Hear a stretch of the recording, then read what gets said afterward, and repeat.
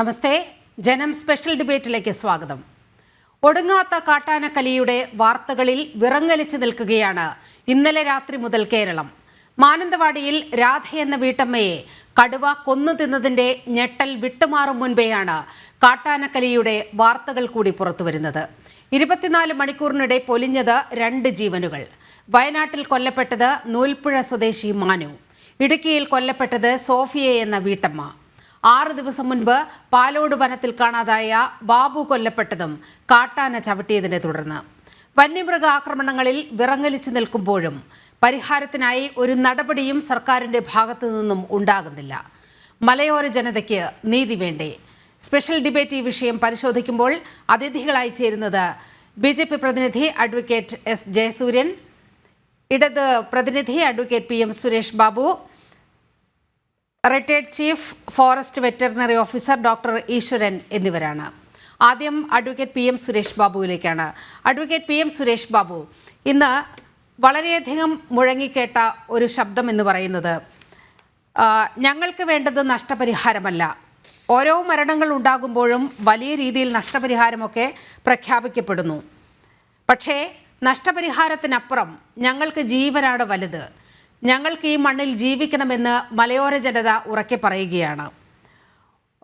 ഒരു തരത്തിലുള്ള ഇടപെടലുകളും സർക്കാരിൻ്റെ ഭാഗത്തു നിന്ന് ഉണ്ടാകുന്നില്ല എന്ന വലിയ വിമർശനം പ്രതിപക്ഷം ഉയർത്തുകയും ചെയ്യുന്നു. ഇതിൽ എന്താണ് പരിഹാരം?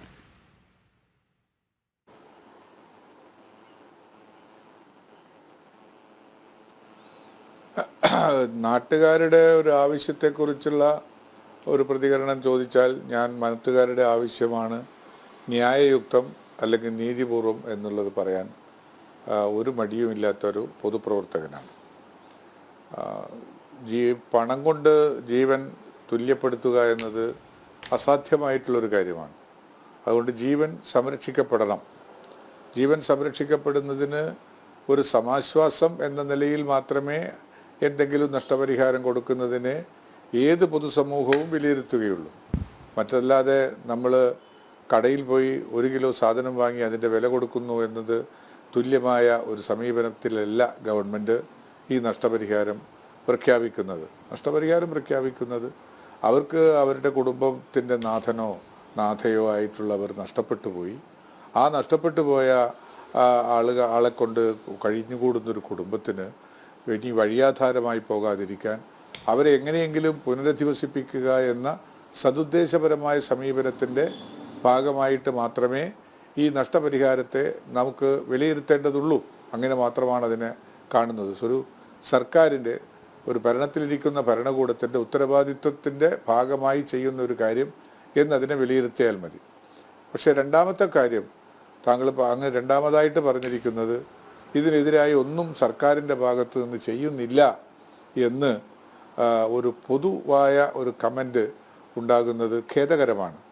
അത് ജീവൻ നഷ്ടപ്പെട്ടു പോയ കുടുംബത്തിനോടും ആ ജീവൻ നഷ്ടപ്പെട്ടു പോയ കുടുംബത്തിൻ്റെ സ്നേഹശൃംഖലയിൽ കിടക്കുന്ന ഈ നാട്ടിലെ മുഴുവൻ മഹാജനങ്ങളെയും എല്ലാം തെറ്റായ രൂപത്തിൽ അതിനെ വ്യാഖ്യാനിപ്പിക്കാൻ മാത്രം പ്രേരിപ്പിക്കുന്ന ഒരു ഘടകം ഒരു ഇക്കോ വരുന്നുണ്ടേ. അപ്പോൾ അതുകൊണ്ട് ഞാനൊരു കാര്യം നിങ്ങളോട് പറയുന്നത്, സർക്കാർ ലെവലിൽ സാധ്യമായ എല്ലാ കാര്യങ്ങളും ചെയ്തിട്ടുണ്ട്. ഇനി ചെയ്യാൻ എന്തെങ്കിലും ബാക്കിയുണ്ടെങ്കിൽ ആരത് ചൂണ്ടിക്കാണിച്ചാലും അത് ചെയ്തു തീർക്കുവാൻ കേരളത്തിലെ ഈ സർക്കാരും കേരളത്തിൻ്റെ വനം വകുപ്പിൻ്റെ മന്ത്രി ശ്രീമാൻ AK ശശീന്ദ്രനും ഒരു മടിയും കാണിക്കുകയില്ല എന്ന് പറയേണ്ടുന്നത് യുക്തിപൂർവമാണെന്ന് എനിക്ക് തോന്നുന്നു. അല്ലാതെ ഒരു തരത്തിലുമുള്ള സ്ലാഗ്നെസ്, ഭരണപരമായ ഒരു തരത്തിലുള്ള ഒരു ലക്ഷ്യമില്ലായ്മ ഒന്നും ഇതിനകത്ത് കാണുകയില്ല. പക്ഷെ നമുക്ക് മനുഷ്യസാധ്യമായ കാര്യങ്ങൾ, കാട്ടാന പല കാരണങ്ങളാൽ കാട്ടിൽ നിന്ന് ഇറങ്ങി വരികയാണ്. പല കാരണങ്ങളുണ്ട് അതിന് വേണ്ടുന്ന കുറേ കാര്യങ്ങളിൽ നമുക്ക് എത്രത്തോളം ചെയ്യാൻ കഴിയും, എത്രത്തോളം ചെയ്തിട്ടുണ്ട്, അവിടെയാണ് നമ്മൾ സർക്കാരുമായി കലഹിക്കേണ്ടുന്നൊരു വിഷയം. നമ്മുടെ മുമ്പിൽ അവിടെ PM സുരേഷ് ബാബു, അങ്ങയുടെ ബോധ്യത്തിൽ ഈ സർക്കാർ ഈ വന്യമൃഗശല്യം പരിഹരിക്കാൻ വേണ്ടി എടുത്ത ക്രിയാത്മകമായ കുറച്ച് നിർദ്ദേശങ്ങൾ, അങ്ങനെ പ്രായോഗിക തലത്തിൽ കൊണ്ടുവന്ന കാര്യങ്ങൾ എന്താണെന്ന് അങ്ങേക്കൊന്ന് വിശദീകരിക്കാൻ കഴിയുമോ?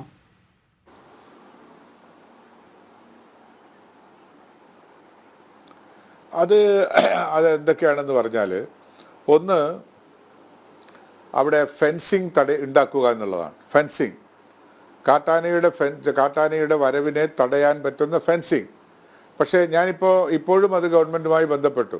2 കിടങ്ങുകൾ കീറി കൊടുക്കുക എന്ന്.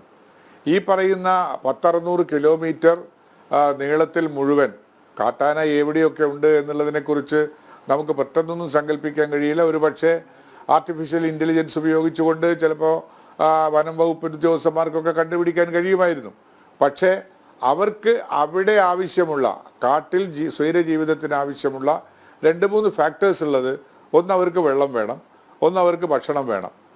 പിന്നെ രണ്ടാമതൊന്ന്, അവരുടെ സ്വൈരവിഹാരത്തിന് പറ്റിയ അന്തരീക്ഷവും അതിന് പറ്റിയ എണ്ണവും മാത്രമേ അവിടെ അവർ എൻ്റർടൈൻ ചെയ്യുകയുള്ളൂ. അവിടെയാണ്. അപ്പോൾ പെറ്റുപെരുകുന്ന ഈ ആനകളോ അല്ലെ വന്യജീവികളോ അവർ വസിച്ചു വരുന്ന സാമ്രാജ്യത്തിനകത്ത് അവർക്ക് ഇടം പോരാ എന്ന് തോന്നുമ്പോഴാണ് അവർ ഈ 2-3 കാരണങ്ങളാൽ പുറത്തേക്ക് വരുന്നത്. ആ പുറത്തേക്ക് വരുമ്പോൾ അവരെ തടയാൻ കിടങ്ങുകൾ കീഴാം, മറ്റൊന്ന് നമ്മൾക്കവിടെ വേലികൾ കെട്ടാം, ഫെൻസിങ് തീർക്കാം. പക്ഷേ ആനയെ പോലെയുള്ള ഒരാളാണ് മനുഷ്യനെയും മരത്തെയും ഒക്കെ ഒരു തുമ്പിക്കൈ കൊണ്ട് എടുത്തെറിയാൻ കഴിയുന്നിടത്ത് ഈ കിടങ്ങുകളോ, അതല്ലെങ്കിൽ കിടങ്ങുകൾ പിന്നെയും പ്രായോഗികമാണ്, അതല്ലെങ്കിൽ വേലികളോ ഒന്നും അത്ര പ്രായോഗികമല്ല. അതൊക്കെ ചവിട്ടി താഴ്ത്തി എടുത്ത് അവ നാടൻ പ്രദേശങ്ങളിലേക്ക് കടന്നു വരുന്നത് നമുക്ക് കാണാൻ കഴിയും. അതിനെ തടയണമെങ്കിൽ വലിയ തോതിലുള്ള സാമ്പത്തികമായ ഇൻവെസ്റ്റ്മെന്റ് ആ കാര്യത്തിൽ ഉണ്ടാകണം. വലിയ ഇൻവെസ്റ്റ്മെന്റ് വേണമെന്നാണ് അഡ്വക്കേറ്റ് PM സുരേഷ് ബാബു ചൂണ്ടിക്കാട്ടുന്നത്. അഡ്വക്കേറ്റ് S ജയസൂര്യൻ, ഇന്ന് നിയമസഭയിൽ പ്രതിപക്ഷ നേതാവ് പറഞ്ഞ വാക്കുകൾ അങ്ങയുടെ ശ്രദ്ധയിലേക്ക് ഞാൻ കൊണ്ടുവരികയാണ്. ഈ വന്യജീവി ആക്രമണങ്ങളെ പ്രതിരോധിക്കുന്നതിൽ LDF സർക്കാർ ഒരുക്കിയ സംവിധാനം കാര്യക്ഷമമല്ല എന്നാണ് പ്രതിപക്ഷ നേതാവ് പറഞ്ഞത്. മാത്രവുമല്ല, അദ്ദേഹം ചൂണ്ടിക്കാട്ടിയ ഒരു കാര്യം കൂടിയുണ്ട്. വന്യജീവി ആക്രമണം തടയാൻ കഴിഞ്ഞ ബജറ്റിൽ വകയിരുത്തിയ തുക, ആ അനുവദിച്ച തുകയുടെ പകുതി പോലും ചെലവഴിക്കപ്പെട്ടിട്ടില്ല. വനാതിർത്തിയിലെ ജനങ്ങളെ ഇങ്ങനെ മരണത്തിന് വിട്ടുകൊടുക്കുകയാണ് സർക്കാർ എന്ന് പ്രതിപക്ഷ നേതാവ് പറയുന്നു.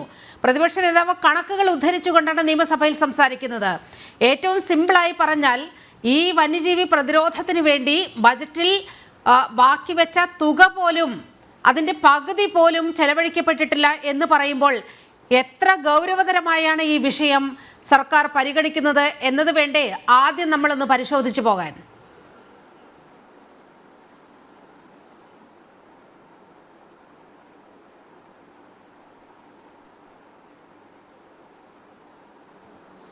അഡ്വക്കേറ്റ് ജയസൂര്യൻ, അങ്ങേക്ക് കേൾക്കാമോ?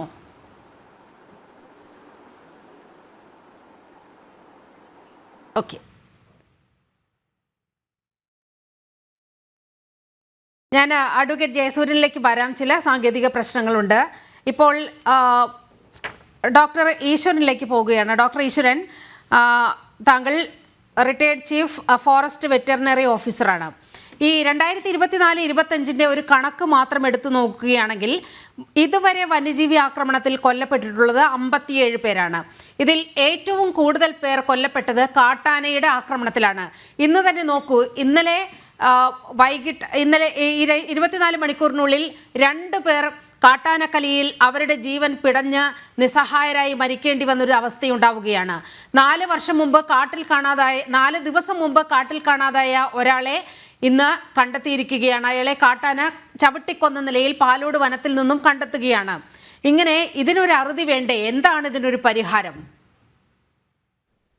നമസ്കാരം. വീണ്ടും വളരെ ദുഃഖകരമായ വാർത്തകളാണ് തീർച്ചയായിട്ടും കേൾക്കുന്നത്.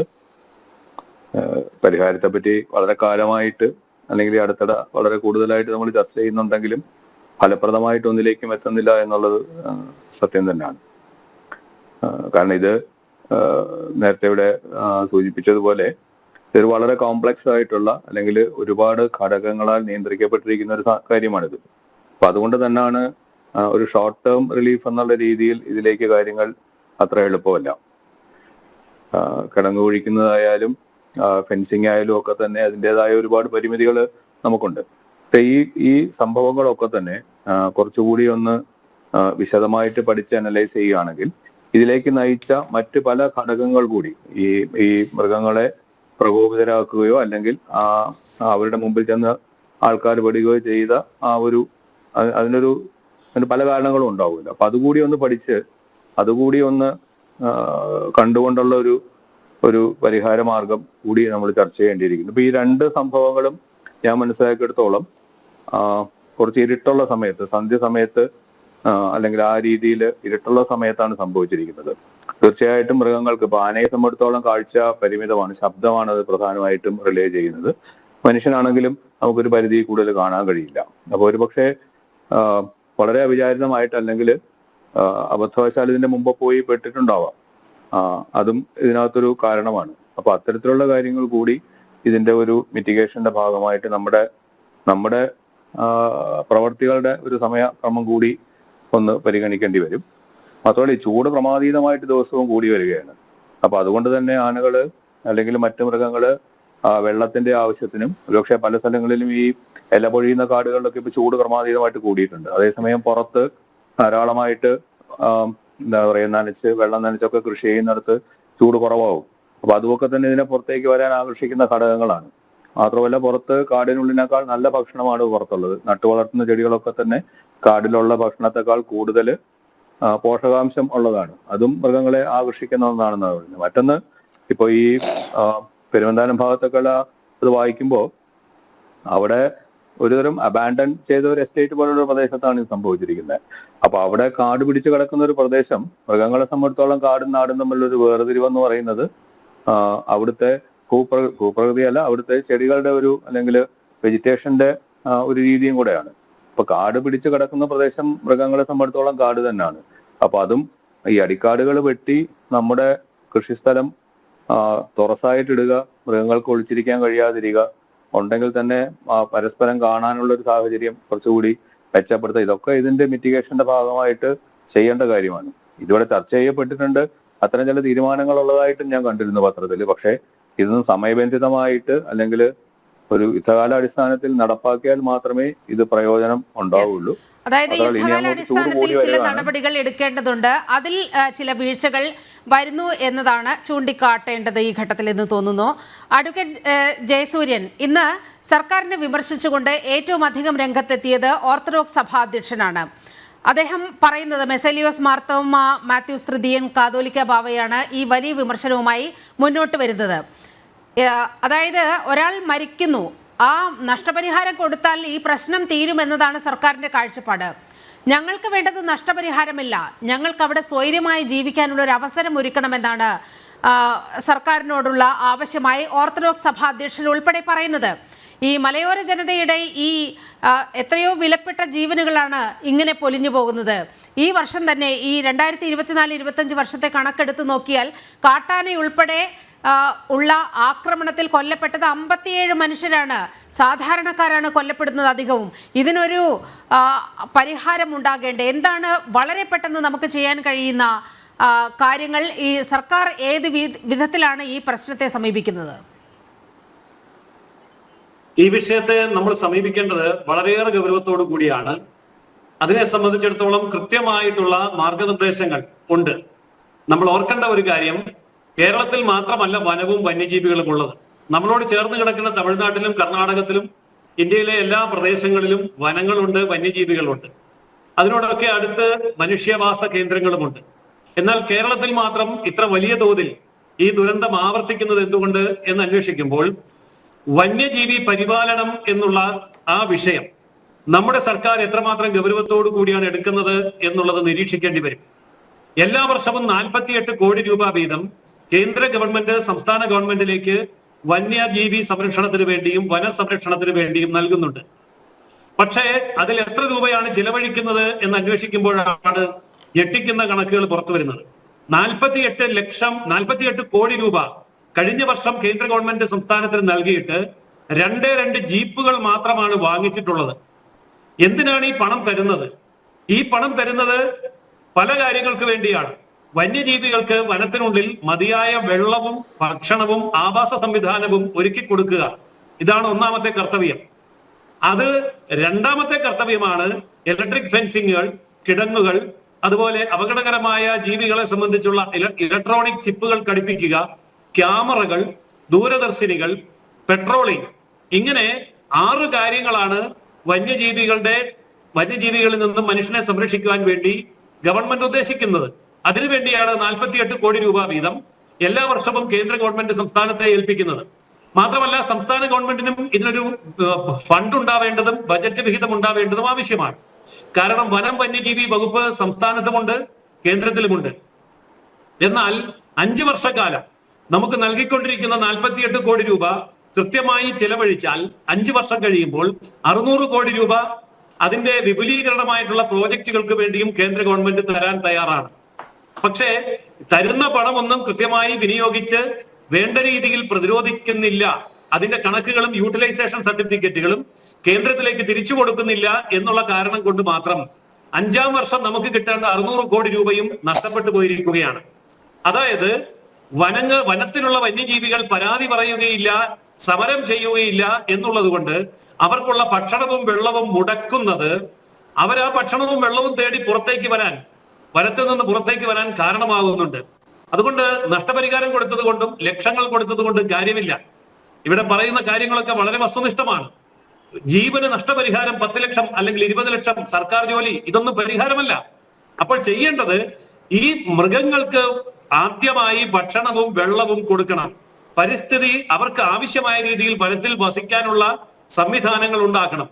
അതില്ലാതെ വനം കയ്യേറ്റവും വനത്തിനുള്ളിൽ തീവ്രവാദികൾ അടക്കമുള്ള ആൾക്കാരുടെ യാത്രകളും പരിശീലന കേന്ദ്രങ്ങളും ഒക്കെ ഉണ്ട് എന്ന് നമുക്കറിയാം. അപ്പോൾ കഞ്ചാവ് കൃഷി, തീവ്രവാദി പ്രവർത്തനങ്ങൾ, വനം കയ്യേറ്റം, ഇതൊക്കെ തടയാൻ ഗവൺമെന്റ് നോക്കിയാൽ സാധിക്കുന്ന കാര്യമാണ്.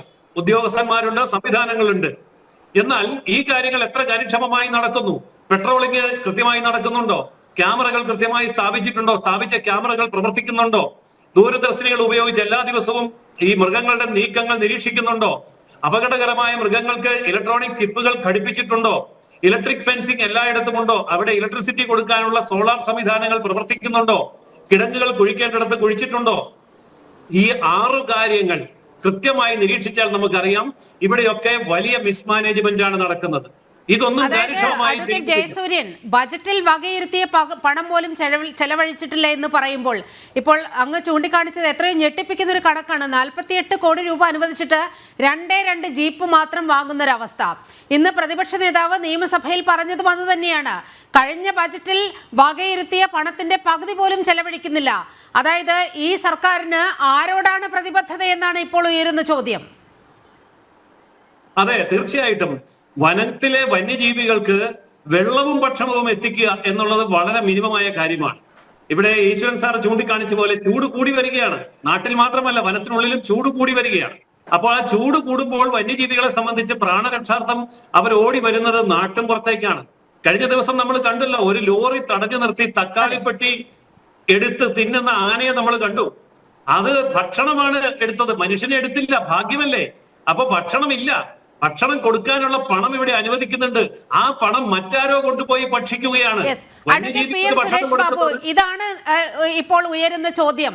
വളരെ കൃത്യമായി കേന്ദ്ര ഫണ്ട് കിട്ടുന്നു, ബജറ്റിൽ തുക വകയിരുത്തുന്നു, പക്ഷേ ഇതൊന്നും ചെയ്യേണ്ട കാര്യങ്ങൾക്ക് വിനിയോഗിക്കുന്നില്ല എന്നാണ് പറഞ്ഞു വരുന്നത്. ആ ഒരു ഉത്തരവാദിത്വത്തിൽ നിന്ന് എങ്ങനെയാണ് സർക്കാരിന് ഒഴിഞ്ഞു മാറാൻ കഴിയുക?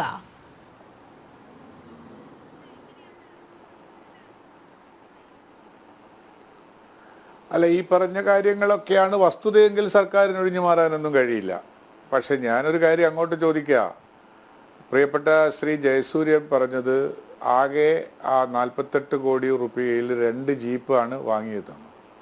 ആകെ ഈ ചെലവഴിച്ചിട്ടില്ല. 2024-25 ബജറ്റിലേക്ക് വർഷത്തേക്ക് കേരള സർക്കാരിന് കൊടുത്ത 48 കോടി രൂപയിലകത്ത് 2 ജീപ്പ്. 2 ജീപ്പ് എന്ന് പറഞ്ഞാൽ ഏറി വന്നാലുണ്ടാകുന്ന പൈസ എത്രയായിരുന്നത് നമുക്ക് ഊഹിക്കാവുന്നതേ ഉള്ളൂ. പക്ഷേ നിയമസഭയ്ക്കകത്ത് പ്രതിപക്ഷ നേതാവ് പറഞ്ഞിരിക്കുന്നത് പകുതിയോളമെങ്കിലും ചെലവഴിച്ചിട്ടില്ല എന്നാണ്. എന്ന് പറഞ്ഞാൽ പകുതിക്കടുത്ത് ചെലവഴിച്ചിട്ടുണ്ട്.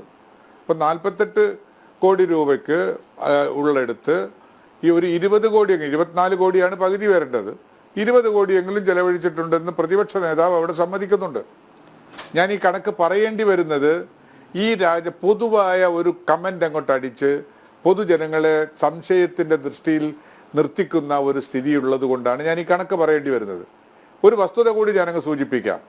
ഈ മാർച്ച് 31-നാണ് ഈ പുതിയ ഈ 48 കോടി ഉറുപ്പികയുടെ ചെലവഴിച്ചത് കാണേണ്ടത്.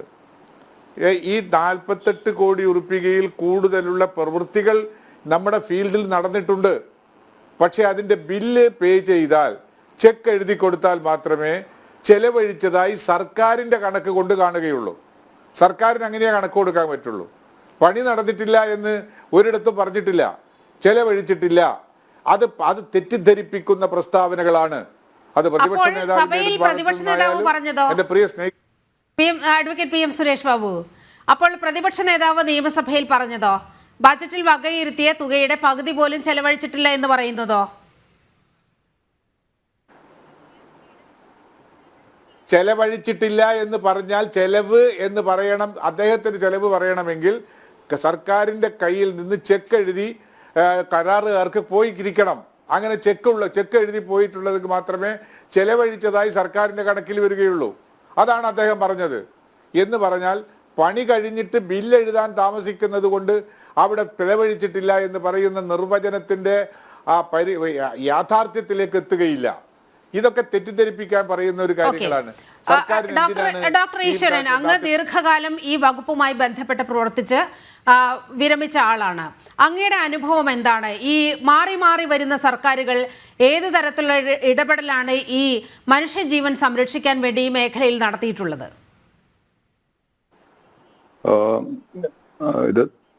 ഒന്നാമത് ഇതൊരു കൂട്ടുത്തരവാദിത്വത്തോടെ ചെയ്യേണ്ട ഒരു പ്രവൃത്തിയാണ്. അതായത് ഗ്രാമതലം മുതൽ സംസ്ഥാന തലം വരെ കൂട്ടുത്തരവാദിത്തത്തിൽ കൂടി പ്രവർത്തിക്കുന്ന ഒരു സംഗതിയാണ്. അത് മാത്രവുമല്ല, വനത്തിനുള്ളിലെ സംരക്ഷണ പ്രവർത്തനങ്ങളും വനാതിർത്തിയിലെ സംരക്ഷണ പ്രവർത്തനവും ഒക്കെ തന്നെ വളരെ കാലമായിട്ട് ഡിപ്പാർട്ട്മെന്റും ഗവൺമെന്റും ഒക്കെ തന്നെ പാർട്ടിസിപ്പേറ്ററി ആയിട്ടാണ് ചെയ്യുന്നത്. വനസംരക്ഷണ സമിതികളും എക്കോ ഡെവലപ്മെന്റ് കമ്മിറ്റികളും ഒക്കെ കൂടാണ് ചെയ്യുന്നത്.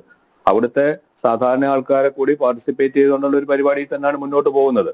പിന്നെ ഈ വെള്ളം എത്തിക്കുകയും ഭക്ഷണം എത്തിക്കുകയും ചെയ്യുന്നത് നമുക്കൊരു വേനൽക്കാലത്തെ ഒരു പ്രശ്നമാണ്. വേനൽക്കാലം നമ്മുടെ സാങ്കേതികമായിട്ട് വേനൽക്കാലം തുടങ്ങിയിട്ടേ ഉള്ളൂ, ചൂട് പെട്ടെന്ന് കൂടുന്നുണ്ടെങ്കിൽ കൂടി. അപ്പൊ വേനൽക്കാലം തുടങ്ങുന്നതേ ഉള്ളൂ ശരിക്കും പറഞ്ഞു കഴിഞ്ഞാൽ. അപ്പൊ ആ ഒരു ഇതോടെ വരുമ്പോൾ അത്തരം പ്രവർത്തനങ്ങൾ ഊർജിതമായിട്ട് നടത്തേണ്ട സമയത്തിലേക്ക് നമ്മൾ അടുക്കുന്നേ ഉള്ളൂ. പക്ഷെ ചൂട് വളരെ പെട്ടെന്ന് കൂടുന്നത് കൊണ്ട് നമ്മുടെ പ്രതീക്ഷയ്ക്ക് ഉപരിയായിട്ട് ചൂട് കൂടുന്നതുകൊണ്ടുള്ളൊരു പ്രശ്നങ്ങൾ ഇതിനകത്ത് കാണുന്നുണ്ട്. തീർച്ചയായിട്ടും ഡിപ്പാർട്ട്മെന്റും ഗവൺമെന്റും ഒക്കെ വളരെ കാര്യക്ഷമമായിട്ട് തന്നെയാണ് ഇത്തരം പ്രവർത്തനങ്ങൾ ചെയ്യുന്നത് എന്നുള്ളതാണ്. അതിന്റെ മോണിറ്ററിങ് കാര്യങ്ങൾ ചെയ്യുന്നുണ്ട് എന്നുള്ളതാണ്. പക്ഷെ അത് ഈ പഞ്ചായത്തുകളുടെ ഭാഗത്തു നിന്നും ജനജാഗ്രതാ സമിതികളുടെ ഭാഗത്തു നിന്നൊക്കെയുള്ള ഒരു അതിലേക്കുള്ള ഒരു ഇൻവോൾവ്മെന്റ് അല്ലെങ്കിൽ അവരുടെ ഒരു പ്രവർത്തനം കുറെ കൂടി ഇതിനകത്ത് കാര്യക്ഷമമാക്കി, ഞാൻ പറഞ്ഞല്ലോ, സമയബന്ധിതമായിട്ട് കാര്യങ്ങൾ ചെയ്യുക മാത്രമല്ല, ജനങ്ങളിലേക്ക് ഏർലി വാർണിംഗ് സിസ്റ്റം ഉൾപ്പെടെ വിവരങ്ങൾ ജനങ്ങളിലേക്ക് സമയബന്ധിതമായി എത്തിക്കുന്നതിനൊക്കെ ഉള്ള ഒരു പ്രവർത്തനം ഉണ്ടെങ്കിൽ മാത്രമേ അത്തരത്തിൽ വളരെ വിപുലമായ രീതിയിലുള്ള ഒരു സന്നാഹത്തിൽ കൂടി മാത്രമാണ് ഇത്തരം എന്താണ് പറയുക അപകടങ്ങൾ നമുക്ക് ഒഴിവാക്കാൻ കഴിയുന്നത്. ഇപ്പൊ ഇന്നലെ തന്നെ ആന എവിടെ ഉണ്ട് എന്നൊരു അറിയിപ്പ് അവർക്ക് കൊടുക്കാനുള്ള ഒരു സംവിധാനം അല്ലെങ്കിൽ അത്തരത്തിലുള്ള എന്തെങ്കിലും ഉണ്ടായിരുന്നെങ്കിൽ ഈ അപകടം സംഭവിക്കില്ലായിരുന്നു. അപ്പൊ അത് ഏത് തരത്തിൽ അത് പറഞ്ഞല്ലോ, അതിപ്പം ആന എവിടെ ഇറങ്ങുന്നത് എപ്പോഴാണ് ഇറങ്ങുന്നതെന്ന് പറയാൻ കഴിയില്ല. അപ്പൊ പ്രാദേശികമായിട്ടുള്ള കൂട്ടായ്മകളുടെ ഒരു പ്രവർത്തനം കൂടി വന്നാൽ മാത്രമാണ് നമുക്ക് ചെയ്യാൻ കഴിയുക. കാരണം ഈ രണ്ട് പ്രദേശവും ആന ഇറങ്ങുന്ന സ്ഥലങ്ങളാണ്, അല്ലെങ്കിൽ കാടിനോട് വളരെ ചേർന്ന് കിടക്കുന്ന പ്രദേശം തന്നെയാണ്. നൂൽപ്പുഴ ആയാലും പെരുവന്താനമായാലും ഒക്കെ തന്നെ ശബരിമലക്കാടിന്റെ ഭാഗമാണത്. കാട് പിടിച്ച് കിടക്കുന്ന എസ്റ്റേറ്റുകളാണ്. കഴിഞ്ഞ കുറെ കാലമായിട്ട് നമുക്കറിയാം അത്തരം പ്രദേശങ്ങളിലാണ് ഈ അപകടങ്ങൾ കൂടുതൽ സംഭവിക്കുന്നത്. കടുവ ഉൾപ്പെടെയുള്ളവരുടെ ആക്രമണം വരുന്നത് അത്തരം പ്രദേശങ്ങളിലാണ്. അപ്പൊ ആ പ്രാദേശിക കൂട്ടായ്മകൾ കുറെ കൂടി ശക്തമാക്കുകയാണെങ്കിൽ ഈ ഇതിനകത്തൊരു പൈസ എന്നുള്ളതിനേക്കാൾ കൂടുതൽ നമ്മുടെ സമൂഹത്തിന്റെ ഒരു ഇൻവോൾവ്മെന്റ് അതിനകത്തുള്ള ഒരു കൂട്ടായ പ്രവർത്തനം ഗവൺമെന്റ് മാത്രം ചെയ്താൽ ഒരിക്കലും ശരിയാവുന്ന ഒരു കാര്യമല്ല ഇത്. നമുക്കറിയാം, നമ്മളിപ്പോ ജനകീയ ആസൂത്രണ പദ്ധതിയിൽ കൂടാണ് കടന്നു പോകുന്നത്. ആ ആസൂത്രണത്തിന്റെ ഭാഗമായിട്ട് പ്രാദേശിക ജനങ്ങൾ കൂടി ഉൾക്കൊണ്ട് ചെയ്യേണ്ട ഒരു കാര്യമാണ്. അപ്പൊ അതിന് തീർച്ചയായിട്ടും ഗവൺമെന്റിന്റെ ഭാഗത്തു നിന്നുള്ള സാമ്പത്തിക എന്താ പറയാ അതിന്റെ ഒരു സ്രോതസ് ഒരു പ്രശ്നം തന്നെയാണ്. പലപ്പോഴും ചിലപ്പോൾ സമയത്തിന് കിട്ടിയെന്നിരിക്കില്ല, പക്ഷെ എങ്കിൽ കൂടി കാര്യങ്ങൾ ചെയ്തു പോകാൻ കഴിയും. അല്പം ഡിലേ ആയിട്ടാണെങ്കിലും പേയ്മെന്റുകളൊക്കെ നടക്കുന്നുണ്ടെന്നാണ് പൊതുവെ ഞാൻ മനസ്സിലാക്കുന്നത്. മുൻകാലങ്ങളിലൊക്കെ അങ്ങനെയുള്ള പ്രശ്നങ്ങൾ ഉണ്ടാവാറുണ്ടായിരുന്നു. അപ്പൊ ആ പാർട്ടിസിപ്പേറ്ററി ആയിട്ടുള്ള ഒരു മൂവ്മെന്റിന് കുറെ കൂടി പ്രാധാന്യം കൊടുത്തുകൊണ്ടുള്ള ഒരു ചർച്ച വേണം എന്നുള്ളൊരു അഭ്യർത്ഥനയാണ് എനിക്കുള്ളത്. അഡ്വക്കേറ്റ് ജയസൂര്യൻ, ഇപ്പോൾ നേരത്തെ ഈശ്വരൻ സാർ സൂചിപ്പിച്ചതുപോലെ ഈ അബാൻഡൻ സ്ഥലങ്ങളിലാണ്, ഈ ആളൊഴിഞ്ഞ സ്ഥലങ്ങളിലാണ് ഇത്തരത്തിൽ വന്യജീവികൾ വന്നു പോകുന്നതെന്ന് പറഞ്ഞു. പക്ഷേ നമ്മുടെ അനുഭവത്തിൽ വളരെ കൃത്യമായി ജനവാസ മേഖലയിലേക്ക് ഈ പുലിയും കരടിയും ഒക്കെ ഇറങ്ങുന്നൊരു സാഹചര്യം, കടുവ ഇറങ്ങുന്ന സാഹചര്യം 3 ആഴ്ച മുമ്പാണ് മാനന്തവാടിയിൽ രാധ എന്ന സ്ത്രീയെ കടുവ കൊന്നു തിന്നത്. അങ്ങനെയുള്ള ഞെട്ടിപ്പിക്കുന്ന വാർത്തകൾ നിൽക്കുകയാണ്. നമ്മൾ ഇന്നലെ ഈ പെരുവന്താനത്തെ സംഭവം മാത്രം എടുത്തു നോക്കുകയാണെങ്കിൽ 21-ലധികം കുടുംബങ്ങൾ അവിടെ ഉണ്ടായിരുന്നു. പക്ഷേ ഈ വന്യജീവി ശല്യം അതീവ രൂക്ഷമായതോടെ ആ കുടുംബങ്ങളെല്ലാം ആ മേഖല വിട്ട് ഒഴിഞ്ഞു പോകുന്നൊരു സാഹചര്യമുണ്ടായി. ഈ മരിച്ച സോഫിയയുടെ കുടുംബമടക്കം 3 കുടുംബങ്ങൾ മാത്രമാണ് ആ മേഖലയിൽ അവശേഷിച്ചിരുന്നത്. അപ്പോൾ ഇവരെ മാറ്റിപ്പാർപ്പിക്കണമെന്ന ആവശ്യം ദീർഘകാലമായി അവർ സർക്കാരിൻ്റെ മുന്നിൽ, വനംവകുപ്പിന് മുന്നിൽ വയ്ക്കുകയാണ്. ഞങ്ങൾക്കിവിടെ ജീവിക്കാൻ നിവൃത്തിയില്ല, ഏത് നിമിഷവും കാട്ടാനയുടെ ആക്രമണം ഉണ്ടായേക്കാം എന്ന ഭീതിയിൽ തന്നെയാണ് ആ കുടുംബമടക്കം കഴിഞ്ഞിരുന്നത്. ഈ സ്ത്രീ, ഈ സോഫിയ എന്ന് പറയുന്ന ആ വീട്ടമ്മ ഈ വനംവകുപ്പ് ഉദ്യോഗസ്ഥരോടൊക്കെ അവരുടെ പരാതികൾ പറയുന്ന ദൃശ്യങ്ങളടക്കം ഇപ്പോൾ പുറത്തു വന്നിട്ടുണ്ടല്ലോ. അപ്പോൾ യഥാസമയം ഇവരുടെ ഈ ജീവന് സംരക്ഷണം നൽകാനുള്ള കാര്യക്ഷമമായ ഒരു ഇടപെടൽ ഒരു ഭാഗത്തുനിന്നും ഉണ്ടായില്ല എന്നല്ലേ മനസ്സിലാക്കേണ്ടത്? തീർച്ചയായിട്ടും അങ്ങനെ തന്നെയാണ് മനസ്സിലാക്കേണ്ടത്. കാരണം കേരളത്തിന്റെ ജനസംഖ്യയുടെ 1/3, അതായത് കേരളത്തിലെ ആകെ ഗ്രാമപഞ്ചായത്തുകളുടെ 1/3 വനമേഖലയുമായി ബന്ധപ്പെട്ടാണ് കിടക്കുന്നത്. അതുകൊണ്ട് 1/3 പഞ്ചായത്തിലെ ആൾക്കാരെ മാറ്റിപ്പാർപ്പിക്കുക എന്നുള്ളത് അസാധ്യമായ കാര്യമാണ്. ഇനി അഥവാ അങ്ങനെ മാറ്റിപ്പാർപ്പിച്ചാൽ തന്നെ ഡോക്ടർ ഈശ്വരൻ ഇപ്പോൾ ചൂണ്ടിക്കാണിച്ചതുപോലെ ആ പ്രദേശത്ത് ജനവാസമില്ലാതെ വരുമ്പോൾ അത് വനമാണെന്നുള്ള ധാരണയിൽ മൃഗങ്ങൾ വീണ്ടും പുറത്തേക്ക് വരിക തന്നെ ചെയ്യും. അതൊരു മാറ്റിപ്പാർപ്പിക്കുക എന്നുള്ളത് ഒരു ശാശ്വത പരിഹാരമല്ല. മറിച്ച് നമ്മൾ ചിന്തിക്കേണ്ട ഒരു കാര്യം, എന്തുകൊണ്ട് മൃഗങ്ങൾ വനത്തിൽ നിന്ന് പുറത്തേക്ക് വരുന്നു? അതെല്ലാ വിധത്തിലുള്ള മൃഗങ്ങൾ, അത് മയിലാണെങ്കിലും ആ മലയണ്ണാനാണെങ്കിലും കുരങ്ങാണെങ്കിലും ഇനി പുലിയും കടുവയും ആനയുമാണെങ്കിലും മനുഷ്യന് വൻതോതിൽ നാശമുണ്ടാക്കുന്നുണ്ട്, കൃഷിക്കും വൻതോതിൽ നാശമുണ്ടാക്കുന്നുണ്ട്. അപ്പോൾ അവർ ഇത്രയും കാലം പുറത്തിറങ്ങാതിരുന്നത് എന്തുകൊണ്ടാണ്? അത് നമ്മൾ ചിന്തിക്കേണ്ടതാണ്. ഈ കാലഘട്ടം അത്രയും അവരെന്തുകൊണ്ട് പുറത്തേക്ക് വന്നില്ല? അതിന്റെ കാരണം ഇതാണ്. വനത്തിൽ നിന്നും പുറത്തേക്ക് മൃഗങ്ങൾ വരുന്നത് കടയിൽ പോകാനോ വിനോദസഞ്ചാരത്തിനോ അല്ലെങ്കിൽ ഈശ്വരനെ പ്രാർത്ഥിക്കാനോ ഒന്നുമല്ല, വെള്ളം കുടിക്കാനും ഭക്ഷണം കഴിക്കാനും മാത്രമാണ്. അപ്പോൾ വെള്ളം കുടിക്കാനും ഭക്ഷണം കഴിക്കാനും നമ്മൾ മുൻകൈയെടുത്ത് അതിനുള്ള സംവിധാനം വനത്തിനുള്ളിൽ ഉണ്ടായിരുന്നിടത്തോളം കാലം, അല്ലെങ്കിൽ ഭക്ഷണവും വെള്ളവും വനത്തിനുള്ളിൽ ലഭ്യമായിരുന്നിടത്തോളം കാലം നമുക്ക് ഈ പ്രശ്നങ്ങളില്ലായിരുന്നു. ഇപ്പോൾ ഈ പ്രശ്നങ്ങൾ വരുന്നു എന്ന് പറയുമ്പോൾ ആ അടിയന്തരമായി നമ്മൾ പരിഹരിക്കേണ്ടത് മൃഗങ്ങൾക്ക് ആവശ്യമായിട്ടുള്ള ഭക്ഷണവും വെള്ളവും അവിടെ എത്തിച്ചു കൊടുക്കുക എന്നുള്ളതാണ്. അതിന് വനത്തിനുള്ളിൽ കുളങ്ങളും അല്ലെങ്കിൽ കൃത്രിമമായ കുളങ്ങളും ഒക്കെ സൃഷ്ടിച്ചുകൊണ്ട് അവിടെ വെള്ളം എത്തിക്കുക എന്നുള്ള പ്രാഥമികമായ കാര്യം നമ്മൾ അടിയന്തര പ്രാധാന്യത്തോടെ ചെയ്യേണ്ട കാര്യമാണ്. ഭക്ഷണം എത്തിക്കുക എന്ന് പറയുന്നത് ദീർഘകാല പദ്ധതിയാണ്. ആനയ്ക്ക് കഴിക്കാനുള്ള മുളകളും പനകളും ഒക്കെ വെച്ച് പിടിപ്പിച്ച്, അല്ലെങ്കിൽ പ്ലാവും മാവും അതുപോലെയുള്ള മരങ്ങൾ വെച്ച് പിടിപ്പിച്ച് ഫലവൃക്ഷങ്ങൾ അവർക്ക് കൊടുക്കുക എന്നുള്ളത് കുരങ്ങിനും ആനയ്ക്കും ഒക്കെ ദീർഘകാലമായിട്ട് ചെയ്യേണ്ട കാര്യങ്ങളാണ്. അതേപോലെ തന്നെയാണ് ഈ ഫെൻസിങ് പോലെയുള്ള കാര്യങ്ങളും കിടങ്ങുകളും പിന്നെ പെട്രോളിങ്ങും ഒക്കെ കൃത്യമായിട്ടുണ്ട് എന്നുണ്ടെങ്കിൽ പുലിക്കും കടുവയ്ക്കും ഒക്കെ കാട്ടിനുള്ളിൽ തന്നെ പിടിച്ചു തിന്നാൻ കഴിയുന്ന തരത്തിൽ പന്നികളും അങ്ങനെയുള്ള മറ്റു മൃഗങ്ങളും അവിടെ ലഭ്യമാകുന്നത്. മറിച്ച് ഇതൊക്കെ കാടിറങ്ങി നാട്ടിലേക്ക് വരുമ്പോൾ അവയെ പിടിച്ചു നിന്ന് ജീവിക്കുന്ന മൃഗങ്ങളും കാടിറങ്ങി നാട്ടിലേക്ക് തന്നെ വരേണ്ടി വരും. പക്ഷെ അവരുടെ മുമ്പിൽ ചെന്നുപെടുന്നത് മനുഷ്യനാണെങ്കിൽ മനുഷ്യനെ പിടിച്ചു തിന്നും അല്ലെങ്കിൽ കൊല്ലും എന്നുള്ളതാണല്ലോ ഇപ്പോഴത്തെ അവസ്ഥ. അപ്പോൾ നമ്മളിതിന് ഏതെങ്കിലും തരത്തിൽ എന്തെങ്കിലും പറഞ്ഞ് രക്ഷപ്പെടുകയല്ല വേണ്ടത്, മറിച്ച് ശാശ്വതമായ പരിഹാരം. ഡോക്ടർ ഈശ്വരൻ പറഞ്ഞത് വളരെ ശരിയാണ്. ജനപങ്കാളിത്തത്തോടുകൂടി ജനകീയ ആസൂത്രണമൊക്കെ വൻതോതിൽ വികസിപ്പിച്ച ഒരു സംസ്ഥാനം എന്നുള്ള നിലയിൽ ജനപങ്കാളിത്തത്തോടുകൂടി ഇത്തരം കാര്യങ്ങൾ ചെയ്യണമെങ്കിൽ സർക്കാരാണ് അതിന് മുൻകൈ എടുക്കേണ്ടത്. അല്ലെങ്കിൽ സന്നദ്ധ സംഘടനകളും ജനങ്ങളും ഒന്നും ഇതിനെതിരല്ല, അവരെല്ലാവരും ഇതിന് അനുകൂലമാണ്. അപ്പോൾ അതിന് കൃത്യമായ ഗൈഡ് ലൈൻ കൊടുക്കേണ്ടതും അതിന് നേതൃത്വം കൊടുക്കേണ്ടതും അതിനാവശ്യമായ പണം അനുവദിക്കേണ്ടതും എല്ലാം സർക്കാരാണ്. ഇപ്പോൾ കൊടുത്ത തുകയുടെ പാതി ചെലവഴിച്ചു എന്ന് കണക്കെഴുതുമ്പോൾ അത് ശമ്പളത്തിനും അലവൻസിനുമാണോ എന്നുള്ള കണക്ക് മാർച്ച് മാസം കഴിയുമ്പോൾ നമുക്കറിയാം. അപ്പൊ ശമ്പളവും അലവൻസും മാത്രം ചെലവാക്കിയാൽ പോരാ, മറിച്ച് മൃഗത്തിന് ഉള്ള ഭക്ഷണവും വെള്ളവും കൂടി എത്തിക്കാൻ തയ്യാറാവണം. ഈ സ്പെഷ്യൽ ഡിബേറ്റ് ഈ വിഷയം പരിശോധിച്ചപ്പോൾ വളരെ ക്രിയാത്മകമായ നിർദ്ദേശങ്ങളാണ് ഉയർന്നു വരുന്നത്. ഈ കാടിനകത്ത് തന്നെ വെള്ളവും ഭക്ഷണവും ഒരുക്കുന്ന ഒരു സംവിധാനത്തിലേക്ക് നമ്മൾ തിരിച്ചു പോകണം.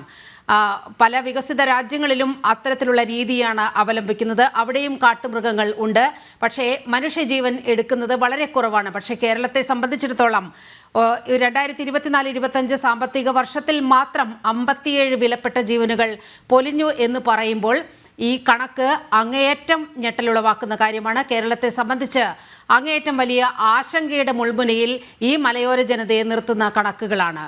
ഇതിൽ കൃത്യമായി ഇടപെടൽ വേണം, ജനകീയ ഇടപെടൽ വേണം.